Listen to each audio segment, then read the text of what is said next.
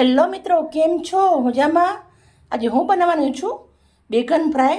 બહુ જ સરસ અને સાથે એકદમ ટેસ્ટી હશે. એકદમ નવી રીત છે બનાવવાની. તો અમારી વિડીયો સારી લાગે તો પ્લીઝ અમને લાઈક કરજો. તમે ફ્રેશ રીંગણા લીધા છે, નાના નાના આવી રીતના વોશ કરી લીધા છે.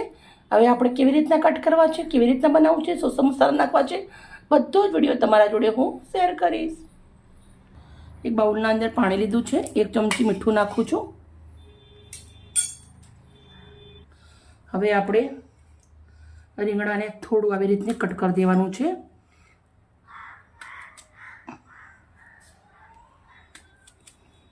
એક રીંગણાના આવી રીતે 4 ભાગ કરી લેવાના, એટલે સડેલું હોય તો બી આપણને ખબર પડી જાય. આવી રીતે કરતું જવાનું છે અને મીઠાના પાણીના અંદર આપણે બધા જ રીંગણા નાખતા જશું.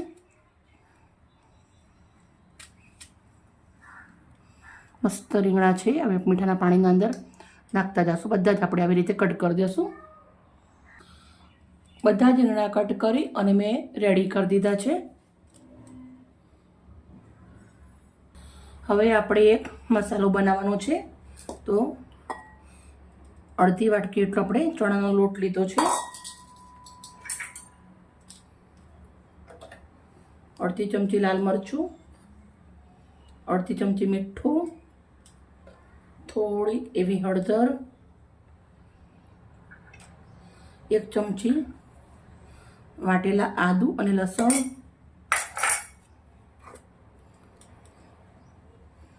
અજમો થોડો હાથથી મચડીને લેશું. પછી લેવાના છે લીલા ધાણા, થોડું નાખીશું પાણી. બેટરને રેડી કરી લેશું.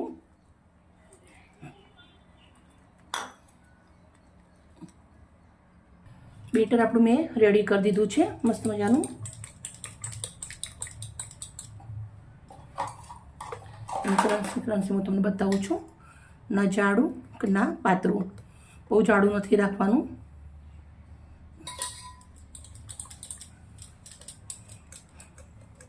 ચાલો, બેટર થઈ ગયું રેડી. 1 ચપટી આપણે સાજીના ફૂલ નાખવાના છે. સોડા આવે એ નાખ્યા પછી મસ્ત મિક્સ કરી દઈશું. 10 મિનિટ આપણે રીંગણાને મીઠાના પાણીમાં રાખ્યા છે.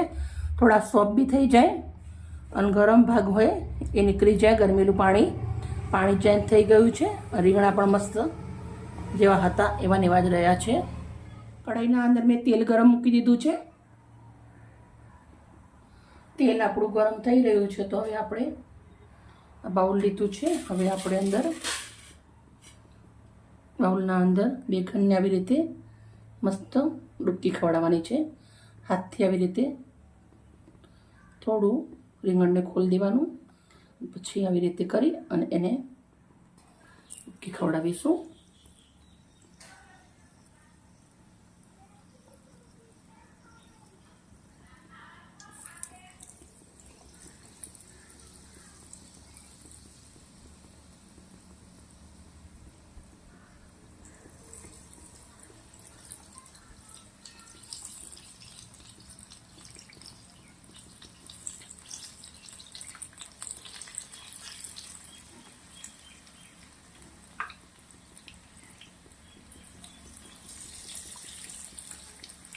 મેં આવી રીતના આટલા બેગન મૂકી દીધા છે.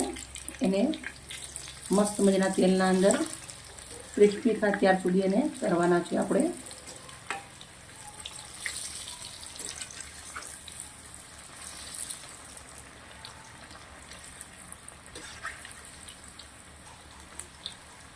તમે રીંગણાનું શાક તો ઘણું બધું ખાધું હશે, પણ આ એક મારી નવી રીત છે. મારી રીતે જ બનાવજો. આના જોડે તમે રોટલી ભાત નહીં ખવાય. તમે દાળ ભાત જોડે, કઢી ભાત જોડે ખાશો તો તમને સારા લાગશે. પણ મારા ઘરે તો અમે એમને જ ખાઈએ છીએ. આ મારા ભાઈઓને બહુ પસંદ છે એટલે મેં આવી રીતના બનાવ્યું છે. એક વાતનું ખાસ ધ્યાન રાખવાની આ રેસીપી બનાવતી વખત, લોટ થોડોક પતલો જ રાખવાનો. લોટ તમે જાડો રાખશો તો અંદરથી રીંગણા છે જળશે નહીં અને કાચા રહી જાય. એના માટે લોટનો થોડો પતલો રાખવાનો. મસ્ત મજાનો બેગન ફ્રાય આપણા રેડી થઈ ગયા છે. ખાલી 2 મિનિટ જેવા હજી આપણે કરી લેશું અંદર, કેમ કે રીંગણા કાચા ના રહેવા જોઈએ ભાઈ. કાચા રહે તો ચોમાસાના અંદર પેટમાં દર્દ કરે, એના માટે આપણે રીંગણાનું ખાસ ધ્યાન રાખવાનું છે. ચાલો હવે આપણે બેગન ફ્રાય રેડી થઈ ગયા છે. તમને અવાજ પણ સંભળાતો હશે. આવી રીતના હું થાળીના અંદર બનાવું છું, કાઢું છું.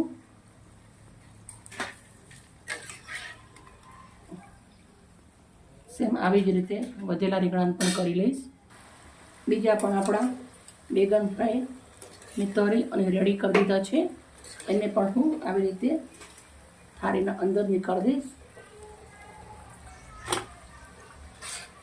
જે પણ તમારા ઘરના અંદર રીંગણા ના ખાતા હોય એવી આવી રીતે તમે બનાવીને આપજો. નાના મોટા બધા જ ખાતા થઈ જશે. હવે આપણે એક સ્પેશિયલ મસાલો નાખવાનો છે. કાચી કેરી અને પુદીનાનો પાવડર છે. થોડું સંચર મીઠું નાખીને બનાવેલો, મસ્ત લાગશે, ચટપટા એકદમ. હવે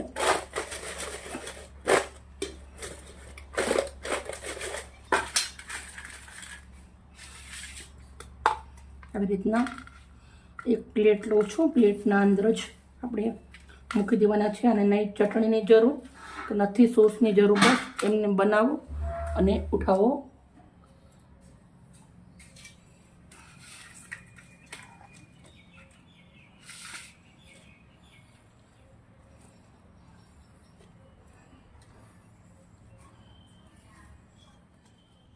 બેગન ફ્રાય મસાલા મારા રેડી થઈ ગયા છે. મિત્રો, મારી વિડીયો સારી લાગી હોય તો પ્લીઝ મને લાઈક કરજો. જે ઉપરથી એકદમ ક્રિસ્પી દેખાય છે, અંદરથી એકદમ રૂ જેવા છે. મસ્ત મજાના રીંગણા ચડી ગયા છે. મસ્ત પક્ષીનો અવાજ છે. થોડા થોડા છાંટા પડે છે. આપણે ડીશ રેડી કરી દીધી છે. મિત્રો, અમારી વિડીયો સારી લાગે તો પ્લીઝ અમને લાઈક કરજો, સપોર્ટ કરજો. મસ્ત મજાની આપણી ડીશ બની રેડી થઈ ગઈ છે. કાલે આવી નવી રેસીપી સાથે